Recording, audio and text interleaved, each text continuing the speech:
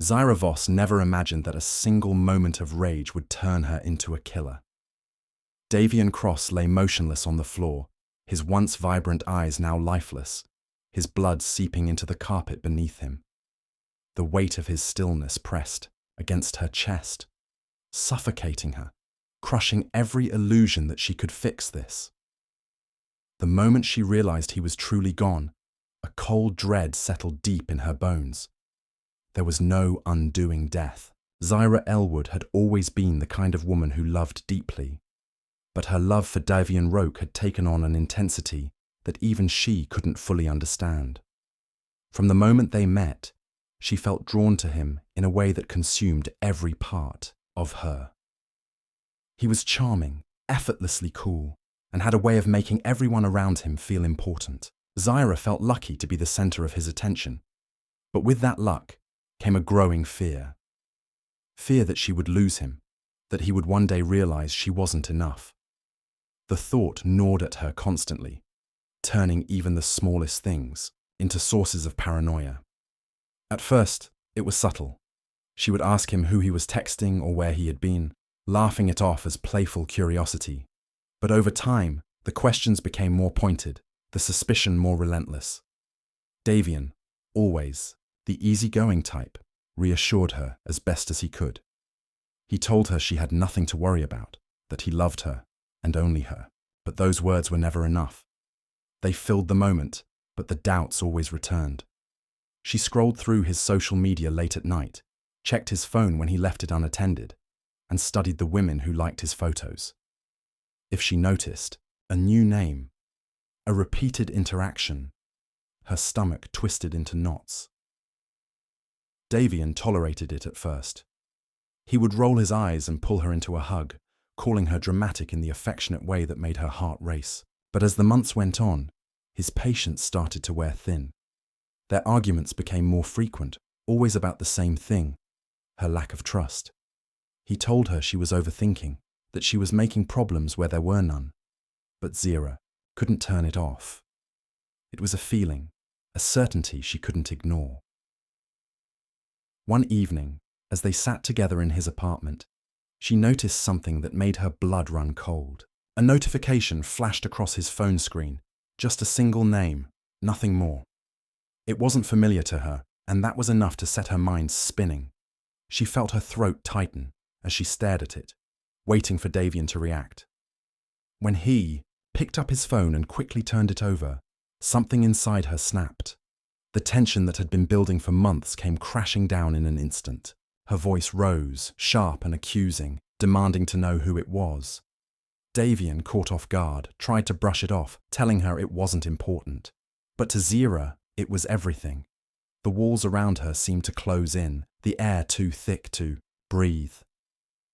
Every fear she had ever had, every suspicion she had ever tried to push away, came rushing to the surface.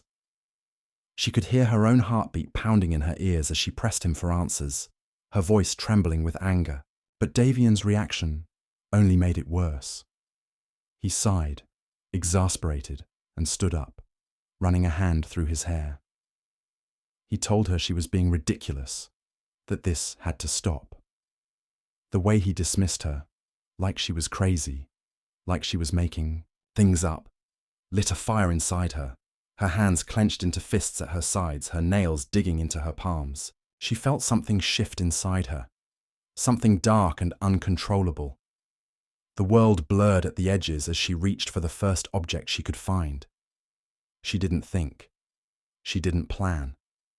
It was just a moment of pure, unfiltered emotion. A sharp sound filled the room, and then silence. The weight of what had just happened hadn't registered yet. Everything had been so fast, so sudden, that her mind struggled to catch up.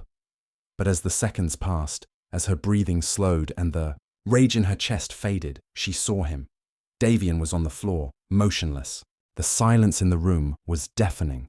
Zyra stood frozen, her breath caught in her throat as she stared at the motionless body on the floor. Her hands trembled, her fingers still curled around the object she had grabbed in a fit of rage. It felt heavy now, heavier than it should have been, as if the weight of her actions had transferred into the very thing she used. Her mind refused to accept what she was seeing. She had only meant to lash out, to make him listen, to stop him from brushing her off like she didn't matter. But now, Davian wasn't moving. A cold wave of fear crashed over her, her entire body turning numb. Her knees buckled, and she stumbled forward, dropping the object with a dull thud. She reached for him with shaking hands, her fingers pressing against his face, his shoulders, his chest, desperate for any sign of movement. His skin was still warm. Maybe he was just unconscious. Maybe this wasn't real. Her mind clung to the hope that he would stir, that he would groan and push her away in frustration like he always did. But the seconds stretched into an eternity, and nothing happened. Her pulse pounded against her skull as she shifted, pressing her ear to his chest, searching for the steady rhythm of his heartbeat, but there was nothing. Her fingers hovered over his neck, pressing against the side where a pulse should have been, but all she felt was stillness. The panic that had been simmering inside her erupted into full-blown terror. Her breath came in, short gasps, her chest tightening until it felt like she was suffocating. This couldn't be happening. This wasn't real. She pulled away, her hands now stained with something dark and warm. Her stomach twisted as she forced herself to look down. The blood seeped into the carpet beneath him, spreading outward in a slow, creeping pattern. It was pooling around his head, his arms, soaking into his clothes. Zyra's vision blurred as bile rose in her throat. She clamped a hand over her mouth, forcing back the scream threatening to break free.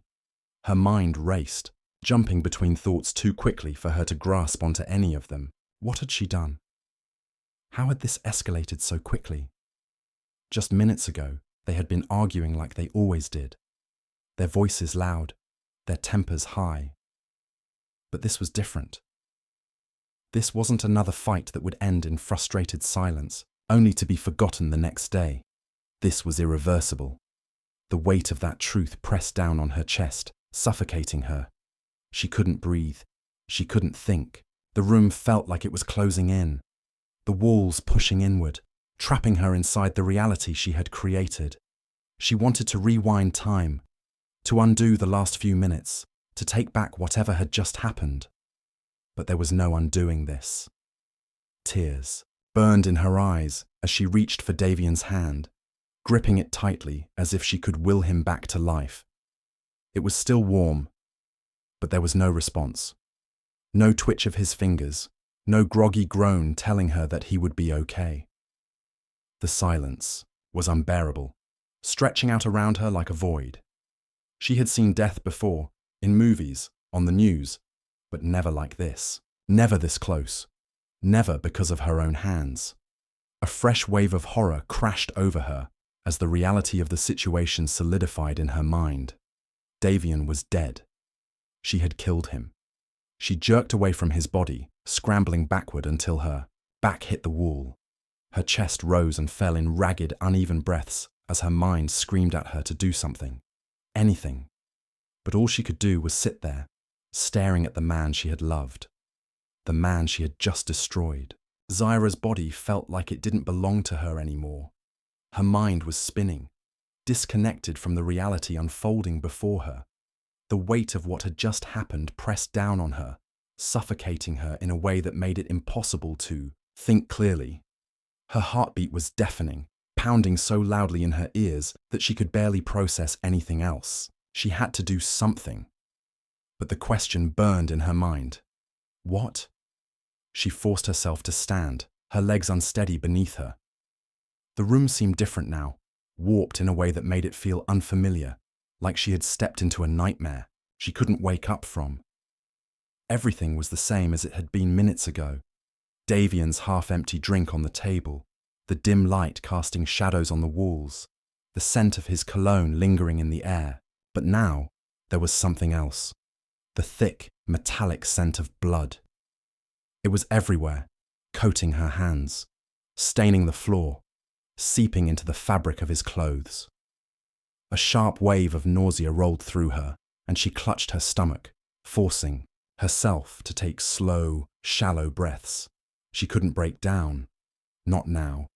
She had to think, had to figure out her next move before it was too late. Her gaze darted to the door. No one had come knocking. No sirens in the distance. That meant no one had heard, no one knew, yet she needed to clean up. That was the first thought that pushed its way through the chaos in her mind. If she could just erase the evidence, make it look like nothing had happened, maybe she could fix this. Maybe it wasn't too late to make this all go away. She forced herself to move, stepping over the blood-soaked carpet as she made her way to the kitchen. Her hands were shaking as she yanked open the cabinet beneath the sink, grabbing a roll of paper towels, a sponge, anything she could find. She returned to the living room, kneeling beside Davian's body. Her stomach churned as she pressed the paper towels against the deep wound, as if she could somehow stop the bleeding even now. But it was useless. The red spread, soaking through instantly, staining her fingers even more. She threw the bloodied towels aside, panic clawing at her chest. This wasn't working. She needed more time. Her gaze flickered to his phone, lying a few feet away. It had fallen when everything happened, the screen cracked but still glowing, faintly. A single thought filled her mind. What if someone texted him? What if someone called? Would they get suspicious if he didn't respond? The pressure in her skull intensified. She needed to take care of that too. She hesitated before, reaching for the phone, her hands slick with blood as she gripped it. The lock screen illuminated, showing a stream of notifications. Nothing urgent, nothing that suggested anyone knew what had happened. Her breath came in short gasps as she swiped her sleeve over the screen, smearing the blood in the process.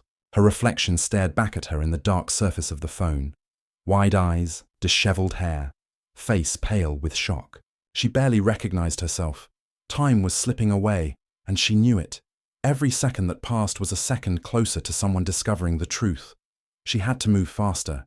She stood abruptly, nearly stumbling as her mind raced ahead of her. Body. She had to clean. She had to get rid of the body.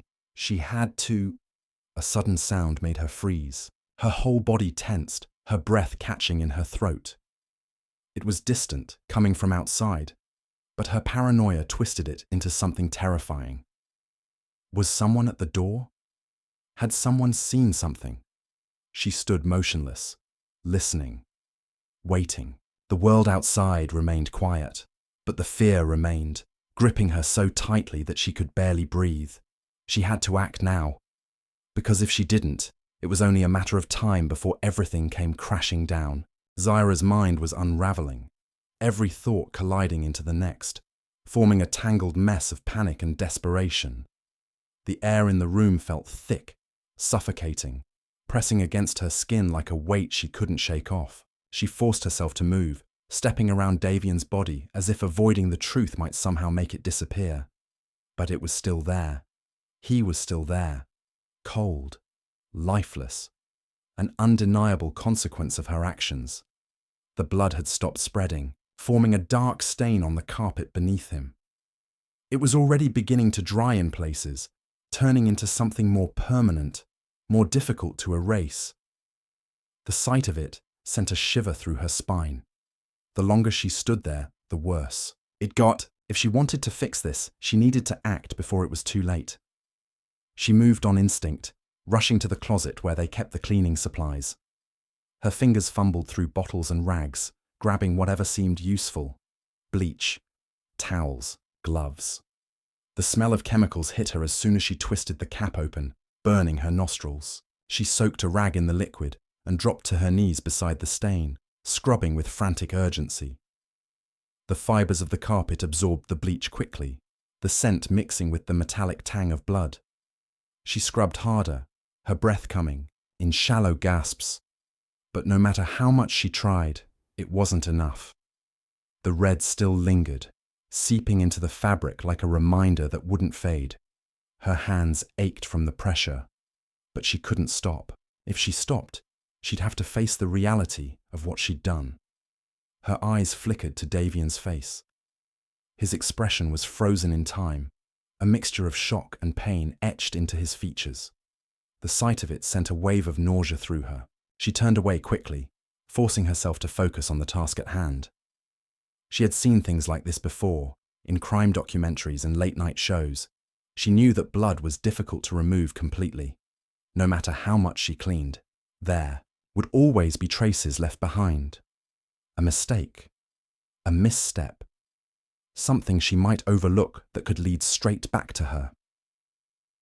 Her heart pounded at the thought. If the police got involved, if they found out, everything would be over. Her life, her freedom, she would be labeled a murderer, locked away, forgotten. She couldn't let that happen. She turned her attention to Davian's body. The thought of touching him made her skin crawl, but she had no choice. She couldn't leave him here. She had to move him. Get rid of him before someone found out. Her hands shook as she reached out, gripping his arm. The coldness of his skin sent a jolt through her. It didn't feel real. He didn't feel real. Like a mannequin instead of the man she had once loved. The weight of him was heavier than she expected, his limbs limp and unresponsive as she tried to pull him across the floor. She barely moved him an inch before exhaustion hit her. The adrenaline that had been fueling her started to wear off, replaced by a deep, aching fatigue. Her muscles burned, her breath coming in short gasps. She couldn't do this alone. He was too heavy. She collapsed onto the floor beside him, her vision swimming. She needed a new plan, something smarter, something that wouldn't lead straight back to her. But her mind was blank, clouded by exhaustion and fear. Time was slipping away, and she knew it. The longer she stayed here, the greater the chance of someone discovering the truth. She had to act, and she had to do it now. Zyra sat frozen on the floor, her body numb, her mind racing in circles that led nowhere. The weight of what she had done pressed down on her chest, making every breath feel like a battle. Davian's body was still beside her, unmoving, cold, a stark reminder that there was no undoing this, no taking it back. The silence in the room felt suffocating, heavy with the truth she couldn't escape. Every second that passed was a second closer to discovery. She had to move, but she couldn't. It was as if her body no longer belonged to her. The rational part of her mind screamed at her to act, to come up with a plan before it was too late. But her limbs refused to cooperate. The exhaustion, the fear, the sheer weight of what had happened kept her pinned to the spot. Her thoughts were a jumbled mess.